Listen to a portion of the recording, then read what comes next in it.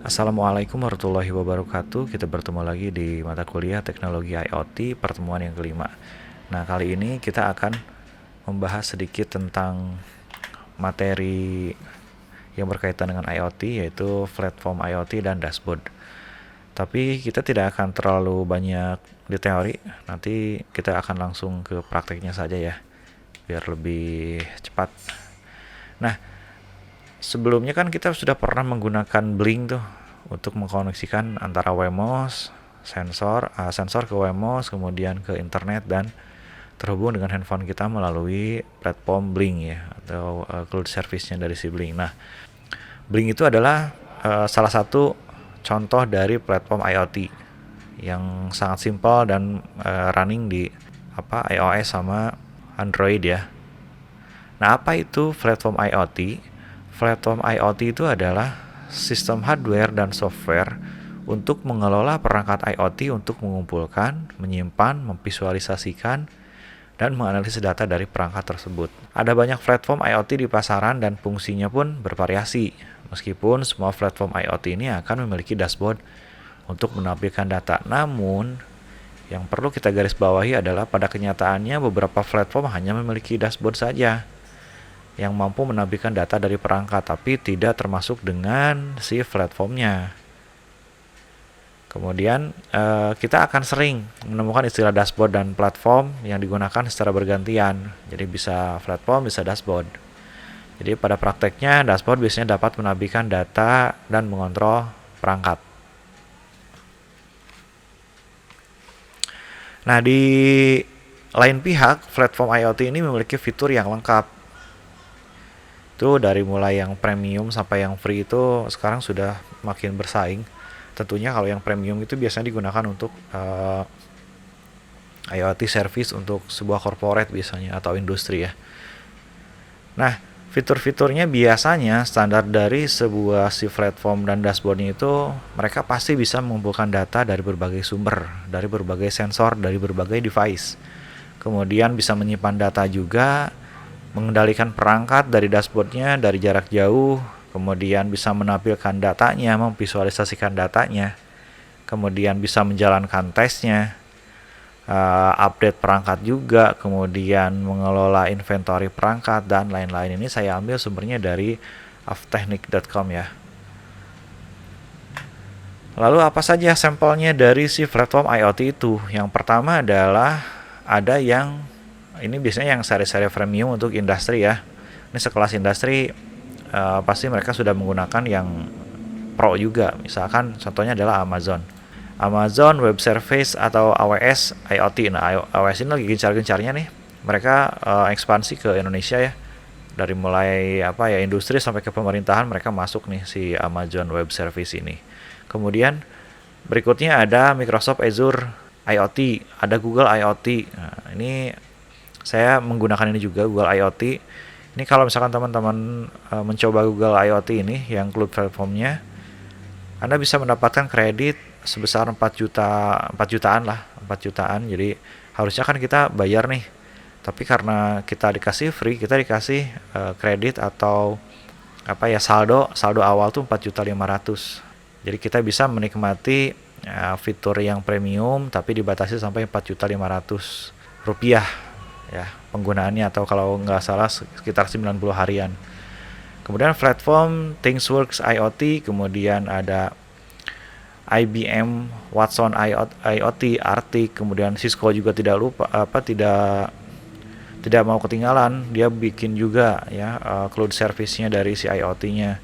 Kemudian HP juga perusahaan besar ini rata-rata mereka sudah membuat platform si IoT-nya ya. Kemudian Salesforce, kemudian Daftap by Baseware. Kemudian kalau yang free-nya kan kita bisa menggunakan Blink nih yang kemarin kita sempat pelajari. Kemudian ada ThingSpeak, ThingsBoard, ThingsWorks, UBDots, Antares, Firebase, Gignesia, dan lain-lain. Mungkin di antara ini tidak akan kita semuanya akan kita pelajari ya. Mungkin hanya salah satu, teman-teman tinggal explore saja sendiri. Karena tutorial sekarang sudah sangat banyak sekali, karena ini ya memang materi yang sangat booming saat ini ya. Oke, kita lanjutkan. Ini salah satu sampel dari dashboard ThingSpeak ya. Jadi kita bisa menampilkan visualisasi datanya dalam bentuk grafik seperti ini. Kemudian ini dari Ubidot, misalkan ini volume tank atau volume torrentnya ini bisa penuh seperti ini ya, visualisasinya lebih menarik, dashboardnya lebih menarik, dan kita pun dipermudah karena kita akan add device, add IV, atau tambahin tokennya, username, password, dan lain itu sudah bisa terkoneksi dengan si dashboard ini. Dan kita bisa mengendalikan device kita atau mengontrol device kita dari si dashboard ini. Ini dashboard dari Blink yang kemarin kita sudah coba. Kemudian berikutnya adalah skenario praktek yang kelima. Ini masih dalam praktek IoT sederhana ya. Kita masih menggunakan Wemos, kemudian menggunakan DHT11. Kita akan terkoneksi dengan WiFi ke internet. Kemudian dari sisi kliennya atau dari sisi mobilenya kita menggunakan Blink. Nah, kita akan mencoba menampilkan data dari si DHT11 di sini, di mana di sini yang akan kita kontrol adalah suhu dan kelembaban ya. Suhu dan kelembaban di suatu ruangan nanti kedeteksi sama ini dan dikirimkan ke perangkat mobile melalui Blink ini, melalui internet ya. Oke, sekarang mari kita langsung coba. Oke, sekarang kita coba. Saya punya Wemos ya. Saya punya Wemos, kemudian saya punya DHT11. Sebenarnya ini yang versi murahnya ya, DHT11 kan cuma 10 ribuan sampai 15 ribu. Nanti di sini ada lagi tipe yang lain yang lebih besar ya, yang lebih bagus. Kualitasnya dari DHT11 itu DHT22 ya. Nah, ini katanya ini lebih akurat dibanding yang ini, tapi ya nanti kita bandingkan saja. Saya juga punya ini termometer yang digital yang biasa ya. Nanti kita bandingkan antara ini dan ini ya. Oke, sekarang skenarionya adalah saya akan mengkoneksikan dari si Wemos ini ke DHT11. Nah, DHT11 ini di sini ada tulisannya. Sini ada plus, out, dan min. Berarti plus itu kita akan masukkan ke 5 volt. Kemudian minnya atau negatifnya kita masukin ke ground. Kemudian outnya, kalau di sini saya menggunakan digital 4. Saya menggunakan pin digital 4 untuk input dari atau yang input di sini terkoneksi dengan output dari si DHT11 ini. Simpel ya, jadi cuma seperti ini. Oke, sekarang mari kita langsung ke codingnya. Sebelum kita masuk pengkoneksian dengan Blinknya, kita coba dulu. Sebenarnya di sini ada, kalau misalkan Anda mau mencoba dulu bagaimana si DHT11 ini berjalan atau tidak. Ketika masuk, kemudian ke sini cari DHT. Nah, ini DHT sensor library ya. DHT tester ada. Nah, ini DHT tester. Kalau Anda pusing, ini komennya hilangkan saja ya, biar lebih simpel. Oke, di sini yang akan kita settingkan pinnya pin 4 ya. Saya menggunakan pin 4. Saya langsung coba D4. Kemudian punya saya ada si sensor suhunya menggunakan DHT11. Berarti kita uncomment, yang ini kita kasih comment ya, yang DHT22. DHT22 itu yang ini nih, yang putih. Kemudian jika sudah seperti ini, kita coba langsung colokan ya.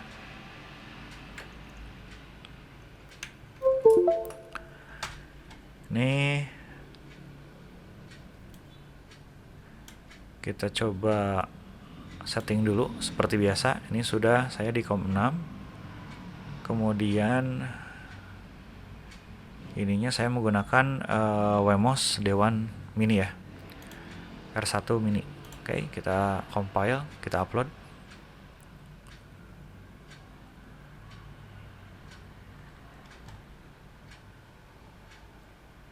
Cara melihatnya kita lihat di serial monitor ya.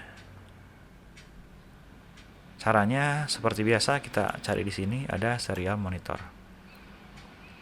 Nah, ini sudah ya, sudah terlihat nih. Temperaturnya 30 derajat. Kemudian apa? Kelembabannya sekian. Kelembabannya 72. Nah, sekarang kita coba bandingkan. Ini kan berapa? 29. Bener nggak? Ini 28 ya. 28,3 ya, mirip-mirip lah. Ya, nggak tahu ini yang salah atau ini yang salah, kita kan nggak tahu. Oke.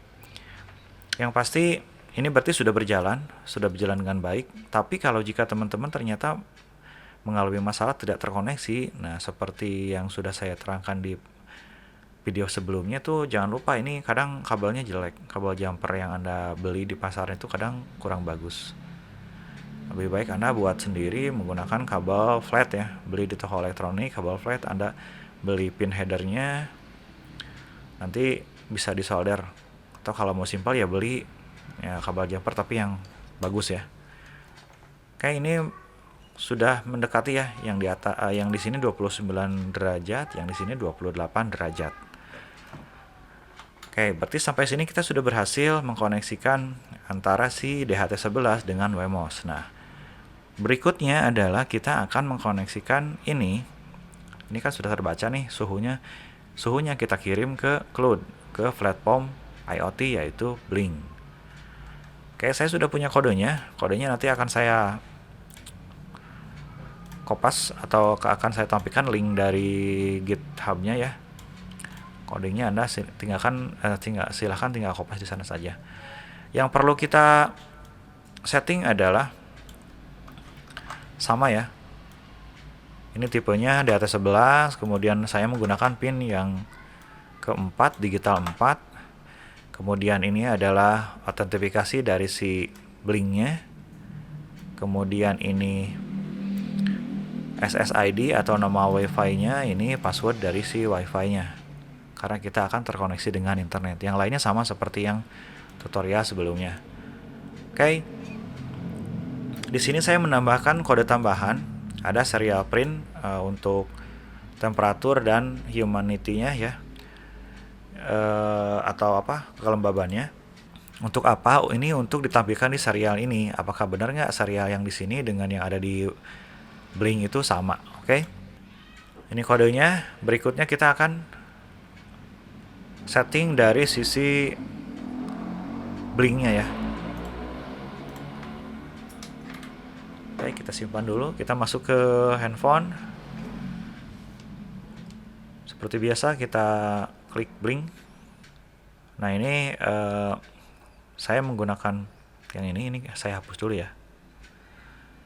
Kita hapus.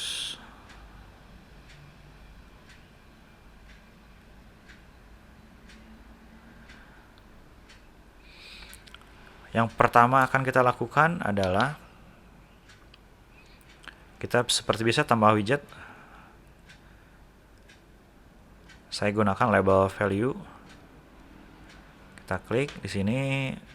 Yang digunakan kan ini nih. Pinnya itu virtual 5 dan virtual 6 ya. Virtual 5 untuk suhu, virtual 6 untuk kelembaban. Sekarang kita buat virtual yang kelima dulu untuk suhu ya. Ini kita kasih title-nya suhu. Kemudian besaran ininya kita per 100 saja. Kalau sudah, kita back, kita buat lagi kelembaban.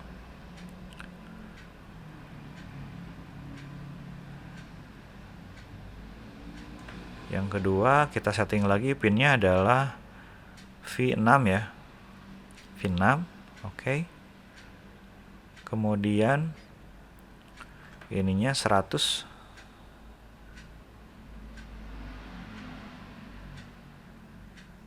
Nah, ini sudah. Oh, maaf. Labelnya belum.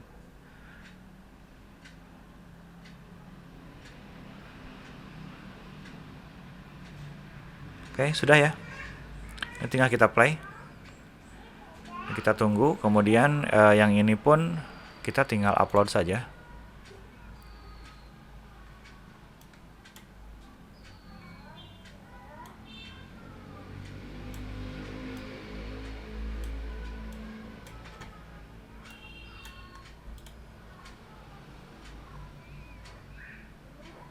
Oke, ini sudah connecting ke seberang laptop 2, sudah terkoneksi. Suhunya adalah 28 derajat, kelembabannya 70%. Nah, sudah terlihat sama kan? Ini sudah terkoneksi. Oke, ini kita pastikan sama ya. 28,3 kalau di sini. 28,4. Kalau di sini 28,6. Nah, bagaimana kalau misalkan kita coba untuk memastikan ini ya, saya pegang nih, naik nggak suhunya. Ini saya pegang, harusnya suhunya naik karena suhu dari tangan saya. Nah, dia naik terus ya. Sekarang 29 derajat. Untuk memastikan lagi apakah ini benar-benar berjalan ya, coba kita pakai korek gas ya.